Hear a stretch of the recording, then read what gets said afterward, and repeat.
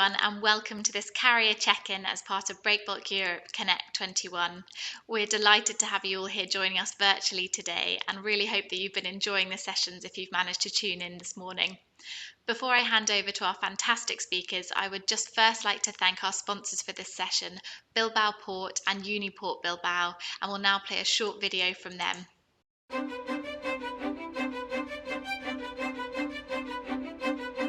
Bilbao Port has a favourable geographical location, but it also offers modern and functional facilities with a wide range of sea services. The expansion of its facilities has given new traffic connections and operations a boost, providing services to developing industrial clusters such as those related to energy. In this context, the rapid rise of wind power has made Bilbao Port the centre for manufacture, logistics and exports of components of wind systems, and for projects linked to gas and oil. Thus, Bilbao Port has become the new leader when it comes to heavy shipping operations, offering a high level of specialisation with its 5,000 operations per year. Bilbao Port sails alongside several companies that are world references in this sector, thus offering a competitive advantage within an agile and flexible enclave.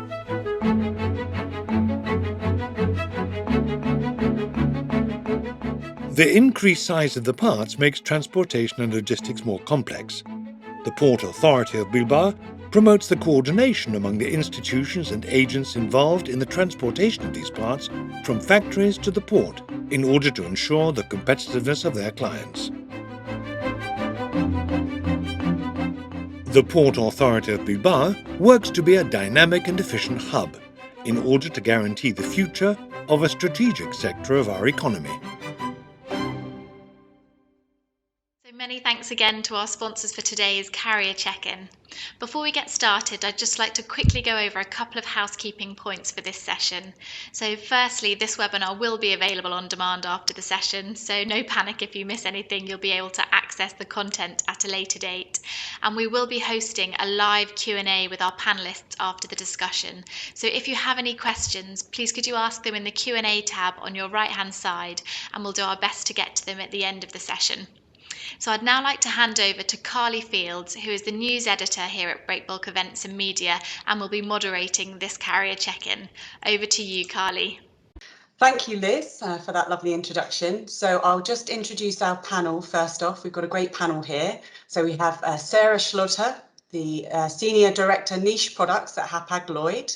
We have Oskar Orstadius, our Chief Sales Officer at Höegh Autoliners, Ben Collins, our Global Project Cargo Manager at MSC, and Laurence Govers, Director of Chartering and Projects at Jumbo-SAL-Alliance, which is obviously a newly created one, so I'm excited to have you here to talk about that as well. We'll kick off, I think, with today. Let's look at today first before we start looking at the future things. We have a historically great freight market, which I'm sure you are all enjoying. So I wanted to ask, first of all, what are the upsides and the downsides of this spike? It is largely unanticipated. We all hoped for it to return like this, but it's the way it's gone has just been beyond expectations. So who would like to kick off with that question? All right, then I'm just going to get to that. I'm so sorry. Ladies first, I guess. Yes, thank you, Sarah. So thank you, Carly, for the question. So I think, Hapag-Lloyd being a container carrier obviously has very different challenges, right, than some of the breakbulk carriers as an example. But I think it's, freight rates, they're fantastic, right? Shipping lines in general are doing well, but the lack of space and that internal, let's say, fighting over the space, if it's not dry cargo, if it is special cargo, if it is also not breakbulk, I think that is actually overall right now the biggest challenge, how to prioritize actually overall your book of business, but at the same time trying to make sure, of course, that you deliver a high quality service towards your customers and also deliver on what has been promised in the past. I think by now it is kind of like the new normal, right? We've all been now operating in this already for quite a number of months. And I guess the customers to some extent have also gotten used to it for good and bad, I guess. But I think the negative part is just that it's not easy to deliver necessarily right now because of that internal battle more or less going on. But at the same time, of course, it is still a strong market all around. And that obviously is something good also for us. Yeah, and Ben, are you seeing the same thing? Obviously, coming from the shipping, container shipping line side. Yeah, I think, really just reflecting a little bit what Sarah said there, the market is incredibly strong at the moment. We had the pandemic first, then the Suez on top of it, just added a little bit more pressure into the market and added some more challenges. To be frank with you, I think like the rest of us, it's a difficult time for everybody in the supply chain at the moment, carriers included, and the sooner we can get to some normalized operations across the world, I think the better for everybody in reality. And Laurence, I mean, you're looking more at the heavy lift side I think with the offshore side, that's really helped with you guys. So are you finding the same issue that you've got this fight to be able to fill your ships? You've got too much cargo, essentially, too much demand? Yeah, at the moment we definitely see that. It started off with the containers, and containers taking breakbulk cargo. They're probably now saying more no to breakbulk cargoes as they need the spaces for containers, and that puts a pressure on the multi-purpose market. But in general, yeah, I mean, we are not fed up with enjoying the wave. We are still recovering, so to say. But indeed, it is a very tight balance between being able to deliver, because in our industry, the market is just starting to adapt to come earlier to the market in order to guarantee that they have sufficient or the required available tonnage. Yeah. And Oskar, obviously, again, another different cargo type that you're looking at. So how are you finding this market? I think I agree with everyone. I mean, our vessels also trade in the liner service, and so we are experiencing, of course, the same challenges container carriers are experiencing. But it's also very interesting, as Laurence is into. We always see cargo floating between ro-ro segment or container industry or the breakbulk carriers, and of course, when you see such tight market, you see a further recalibration as well. More cargo, new customers coming into also our sector, but it's of course demanding. We have contract customers, we should fulfill commitments, etc. And at the same time, you want to attract new customers and new cargo so they can experience also shipping breakbulk and product cargo on ro-ro vessels. Well, it's a great place to be, so I don't think any of us are going to complain. But how are we looking for the rest of this year and into 2022? Is this market going to continue? Are we going to continue to have these lovely freight rates and great demand for our services? Perhaps Oskar, I'll come to you first, as you've just finished with the first question. I mean, what we see in the market right now, and we see continuously a lot of disruptions. Of course, we are loading a lot of cars on our vessels as well, and we see huge disruptions on semiconductors and volume fluctuations. We see slightly now softer, temporarily softer market right now, but it's expected to recover and stay quite strong. But it's difficult to predict the market as well these days. If you ask me how the market looked 12 months from now, it's really challenging. But yeah, it looks tight. Does anyone else agree with that comment? Yeah. Yeah, I would agree in full. I think if you look at a breakbulk market, at least 7 or 8 months, I would say that we are still confident. Looks like now we have suffered a perfect storm on the negative side, and now it looks like the perfect storm is coming in a positive side. I also want to highlight that of course carriers are enjoying it at the moment, but I think also the industry, the EPCs, the clients, they know that the previous situation was not sustainable. So I think the market is all well, and they predicted it maybe 1 or 2 years ago that what was going on with the severe competition and everything, that was not sustainable. And if you then run the risk that at the end of the day there's maybe 3 or 4 players left over, because the rest is all disappeared or did something else or whatever, yeah, then that's also not a bright outlook. So I think the market is considering this, well, maybe not the new normal, but yeah, they have to accept that this is the current state of play. And it would be interesting to see what the global shift in that relates or in that relation brings with it. Because now we have seen that certain cargo volumes are shipped at freight rates that are exceeding the cargo value. That is something I've heard repeatedly and quite unbelievable, really. Is that something that you're seeing on the container side, Sarah?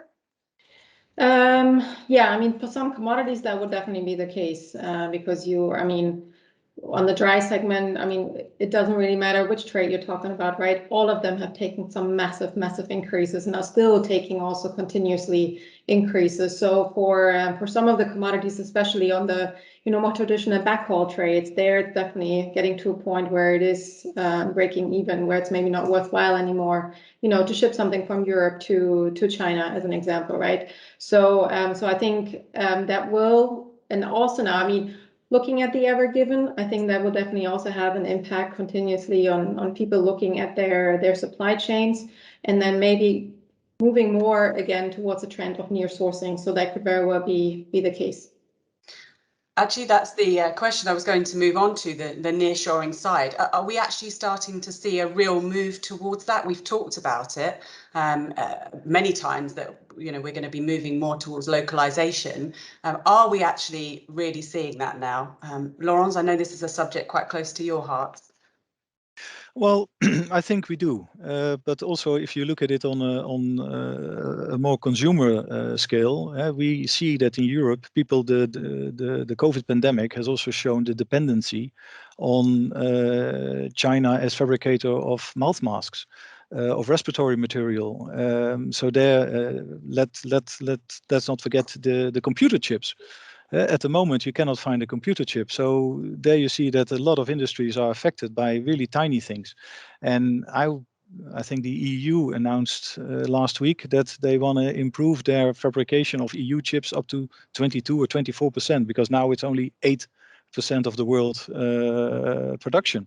So yeah, you will probably see that the more domestic, the more controlled production from a strategic point of view, but maybe also even from a cost point of view. And is nearshoring something we're really seeing from EPCs and the big scale shippers of big scale cargoes? Is that realistic to have nearshoring of these products that are very specialised and can only be built in certain places? Are we really going to reduce that? Perhaps I'll come to you, Ben. I haven't touched. I think one of the challenges that the EPC companies could have in this area for the short term is in terms of the skill sets. The skill sets have generally moved from the main countries overseas to Asia, to Europe. So to bring some of them skill sets back isn't necessarily something that can be done overnight. For sure, it can be done, but I think that's got to be part of a much longer term plan for those specific companies than just switching widgets back from A to B. I think it's a little bit more challenging than that for these guys. Oskar, does nearshoring play a part in the cargoes that you carry? I mean, our vessels are traded mainly in the trade loops, but depending on car volumes and production. And we have actually seen a huge change in production, or very agile market and quick production changes for the car industry the last decade or even more. And I think we are used to these changes, and we have a very agile trading pattern and change it as deemed necessary. Actually, you touched there on agility, and that's something that I think has been pretty important in the market as it stands with the imbalance in supply and demand that we currently have. And I think flexibility, agility are the two sort of buzzwords. Sarah, do you have any thoughts on that at the moment, how we meet that imbalance? I mean, for us as a container carrier, as such, right? Also covering special cargo. Obviously, it's all about the equipment and making sure that the right amount of equipment is available in the places where it needs to be available. So we are now. I mean, we're a tiny bit stronger on the European side. So of course, now bringing equipment back from the US or also from Asia down to Europe. That's at times, of course, very much of a challenge if you can't quite fill it. But it just means that a lot of different stakeholders that you have within the organization, you just need to make sure that you're very nimble and that you get everybody together and that you very quickly actually find solutions while not compromising, of course, on commercial success somewhere, because you might have to move some empties or you try to convert some cargo. So that's also very much something that we're trying to push, that we, as an example, you can also, some dry cargo can, as an example, also be loaded in some open top cargo. And then you can also create some open top containers. So you can create some win-win situations also with customers, right? If there are some commodities that can be moved. So we run really quickly, try to get everybody together and try and find solutions with possible customers and making sure that we move the equipment from A to B to the right place as fast as possible. And of course, as a container operator, you have that flexibility of being able to switch. But Laurence, perhaps more on the tramping side, it's a bit more tricky. You know, you've got to find a backhaul, haven't you? Yeah, but at the moment it is quite okay. Normally, the Far East was, of course, the production facility of the world, and therefore you went to all sort of places. But now also you see European cargoes going to the Far East. So we are quite comfortable with the balance at the moment. Great. Ben, did you have any thoughts on this? Yeah, I think from an MSC perspective, to be honest with you, we have a certain advantage in terms of scale with the number of ships that are in our fleet at the moment, approximately 570 vessels. Since the start of the pandemic, in reality, we've tried very much to adjust the size of the fleet on the individual trade routes to match where possible the demand from the clients. We've started numerous new services, approximately 8 since the start of the COVID pandemic. Where we've tried to take specific actions is to reduce some of the port rotations on the scheduling, especially on the trans-Pacific routes, to try and minimize some of the port congestions. But the reality of it is, to be honest, the lack of predictability of what can happen in some ports on some voyages is proven a huge challenge, I think, for all carriers at the moment. It's very, very difficult to keep the berthing windows. But hopefully with some of the steps that we've taken, you know, we managed to maintain the services and deliver some new options to our clients. And Oskar, from the other perspective, that supply imbalance, is that affecting you guys? I think, yeah, of course, it's of course very important for us. I think we have been positioned to be very balanced in our network in and out, but we are experiencing same challenges as the container industry, where we now see an imbalance on the cargo carrying equipment or road trailers, etc. So there is a shortage also for us, so we need to cope with this and repositioning empty equipment as well. Okay, I'd like to change tack slightly here. It's still related to our very high freight market. I think the reason we've achieved this is because we haven't over-ordered in the past 2 to 3, 4 years, and so therefore we have a fairly balanced fleet, perhaps even a lack of ships, and not enough replacement coming through. So I'm curious as to whether any of you guys are considering ordering new ships now. Obviously, you know, freight rates are high, everyone wants to capitalize on it. And if you are, how on earth you are financing it, because that's the problem at the moment, isn't it? Trying to secure financing. Laurence, perhaps you've got a view on that? Yeah, I think at the moment every carrier is trying to get some fat on the bones again. And if you are now considering new builds, then before you get them, then you're probably 1.5, 2 years out. So to capitalize on the current, you're probably already too late. But in the slow periods, normally tonnage is ordered, because then the new build rates are most attractive. But also there you see that the yards are filling up rapidly. Financing, I would not like to touch that subject at the moment. I think there's a lot of parties that previously invested quite easily, that are really scratching their heads twice to go into that venture, because for the last decade it turned not the best investment. But on the other side, tonnage renewal is due to be conducted. So yeah, there will be new builds. I just hope that it will be more controlled as it was in the last, or at least 10 years ago, because then we're talking about the same situations again in a couple of years' time. So we have very short memories, though. It's been proven over many cycles. Yes. So we will see with that. But Sarah, what about on your side from Hapag-Lloyd? I mean, obviously you've got replacement of fleet necessary on such a big fleet. But where do you sit with new builds when you're thinking about catering to the out of gauge sector? Yeah, so obviously, I mean, we have placed an order for additional ships, but I mean, as Lawrence also said, that's down the line, right? So that's not really impacting or solving anyone's problem right now. So what we are very much focusing on is making sure that we're investing into new equipment, and we actually have, as we speak right now, so new special equipment coming out of China released. So this is very much where we're trying to support our customers, is by making sure that we're investing into equipment right now. So we have some new open tops coming out and some flat racks as well. Then also some of our hard tops. So that's very much where we're trying to support our customers and making sure that the equipment is going to be available. Okay. Ben, are you ordering?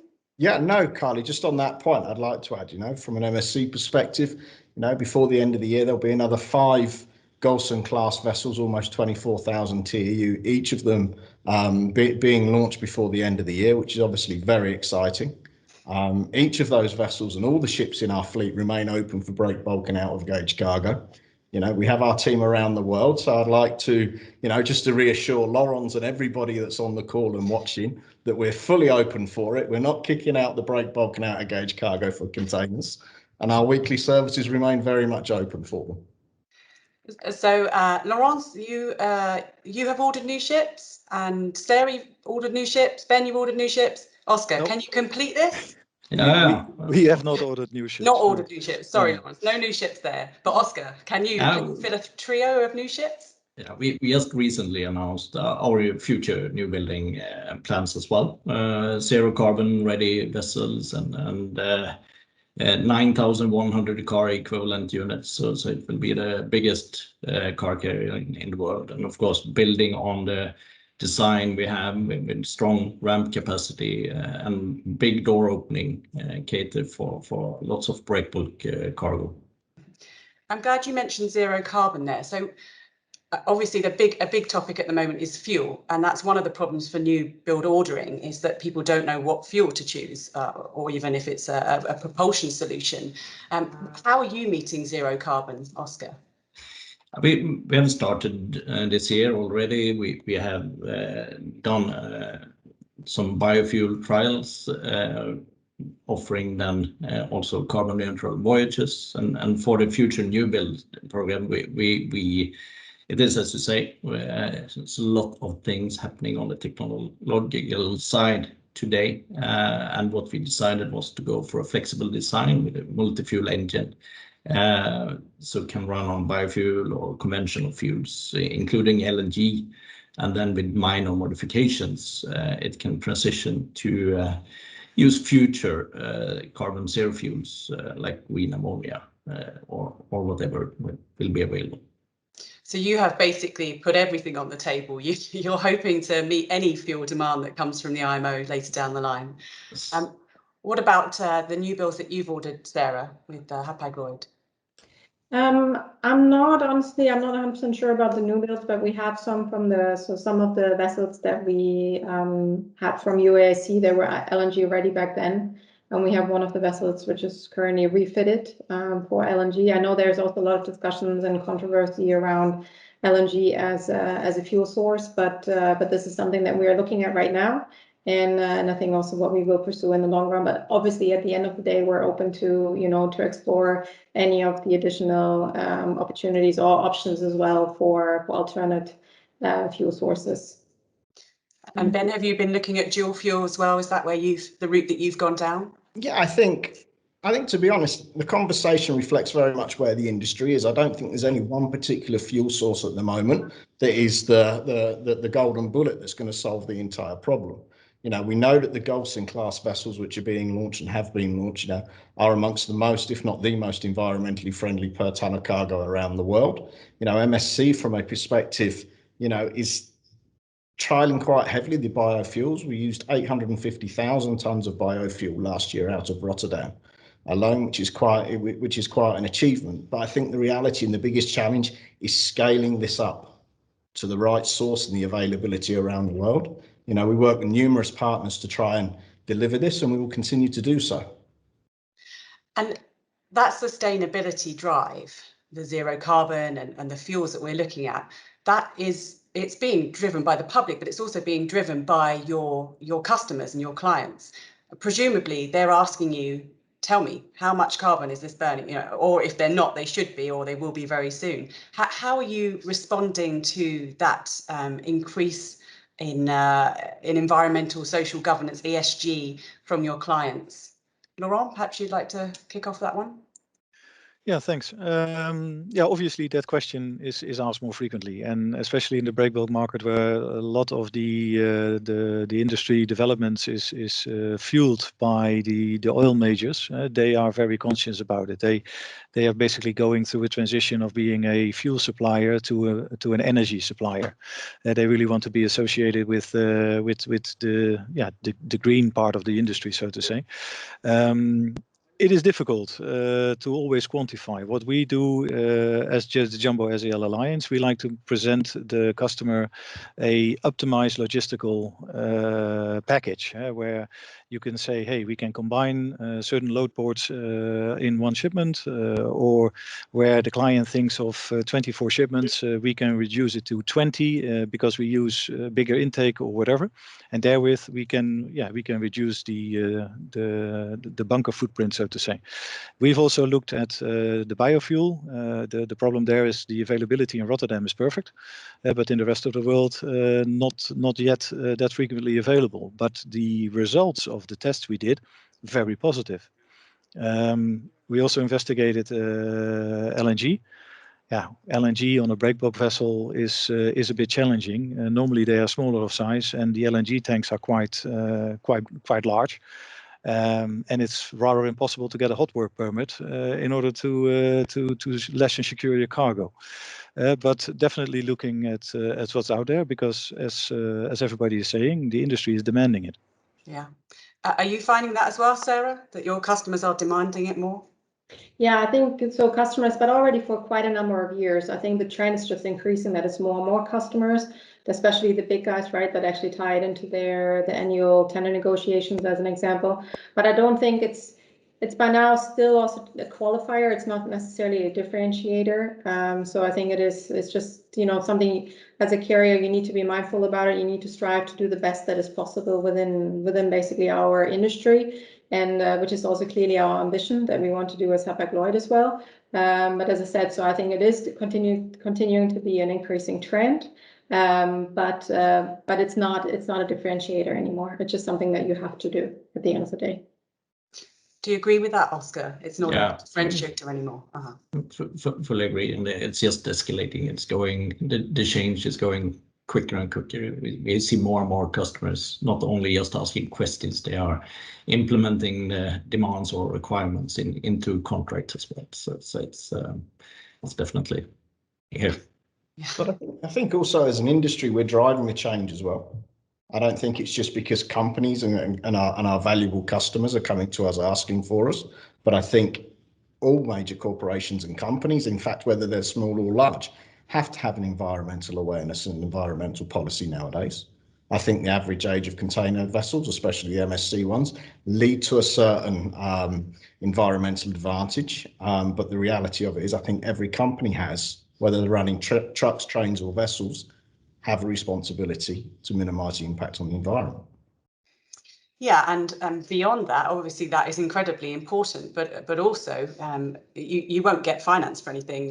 You know, if you're a legitimate big company and you can't prove your green credentials now, and prove them properly, not just a carbon calculator that someone knocked up very easily, you know, on a website. It's not enough. You've got to do it and do it properly. No, I think that's a valid point as well, because if you look at the transfers to using scrubbers in our industry, yeah, it's not so highly adapted as one would expect.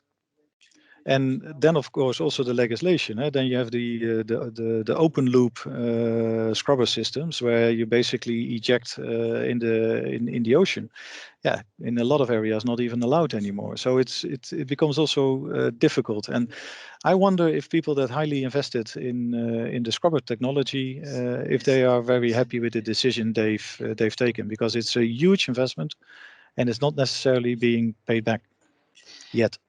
And you make a very interesting point, because it's about that first mover, the dangers of being the first mover. And actually that brings me on to my last question about innovation.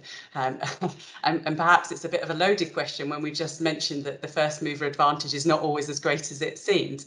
But are there any innovations that you're working on, or you're working with at the moment, or anything you've got planned that would be of interest to our audience, the breakbulk industry, things that are really out there that you've been working on or working with? Sarah, perhaps I could come to you. Yeah, I mean, it's not. I mean, it's definitely not rocket science, and I guess not innovation as such. But what we are trying to do is basically to just become more, I would say, systematized and automated when it comes to costing and rating, basically for pre-lash cargo and also for breakbulk cargo. Just simply make it faster, right? Because I think we all, preparing a breakbulk quote today takes a lot of time, because you have to go, gets all the bits and bolts from all these different places and so on, and sometimes decisions just need to be taken faster, and that's what we are right now trying to work on. So to have more of a web platform where you can get rates for pre-lash and also for breakbulk, and then basically just making sure that we cater to our customers faster with rate offers, because I think that's where, I mean, for sure within Hapag-Lloyd, but I would say in the industry as a whole, everything is still handled very manually, because it is just, not as, square as the rest of, at least, our cargo, but we still kind of try to make it as square as possible, as it still makes sense, because obviously you also can't put everything in a box when it comes to breakbulk. So at least so that's what we're kind of trying to drive towards for our customers, and of course also driving internally also efficiencies then by having that. I think it's still an important innovation. It may not be classed as innovation for everybody, but obviously something that makes the whole process more streamlined and efficient for a customer. Well, I think we can still class it as that. Okay. Oskar, how about you? Any innovation that you can think of? Yeah, but I mean, it goes a little bit in the same direction.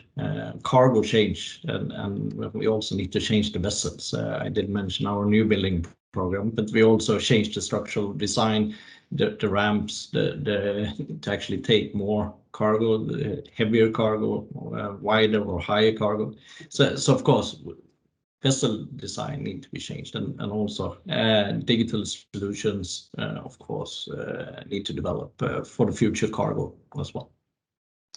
Laurence, I know that Jumbo, I did an article recently on the AR technology that you're using to do deck marking, which I found fascinating. Quick plug for Breakbulk magazine there, please go and read it on our website. But obviously I count that as very innovative on a real sort of technical level. Is there anything else that you guys are working on or working with? No. Basically, that is the latest and the greatest, and I must admit it's a great achievement, because it basically it does all the engineering you do in the office, and you project it via HoloLens to the people actually doing the deck marking, and talk about efficiency, lesser mistakes, and faster. Then that's it. You can easily save a day in port if you do the preparation via the HoloLens. And we're rolling it out as we speak. And saving a day in port is obviously money well saved, yes. Yeah. Ben, how about you to wrap this up? I think we've talked a lot about innovation in reality, just in this conversation, whether we're talking innovation on the ships for the technology, whether we're talking about innovation in services and changing routes to either speed up transit times or at least minimize delays onto our clients. From an MSC perspective, we know these new Golson class vessels are for the traditional fuel and fitted for the LNG. And I just think continuous steps and progress in innovation will be the way. You know, even things like MSC's, you know, now automated hull cleaning. We're using more and more shore power for the vessels alongside, which all the time minimises the environmental impact. So if we can keep going down this road and innovate more our services to provide more solutions, then better for everybody, to be honest. Great, and I think that was a nice blend there of operational, technical, practical, administrative innovation, and it takes many forms. I'd like to thank you all for your input. That was a great conversation, and really interested to hear what you're all doing in this carrier check-in. So thank you. Thank you. Thank you very much.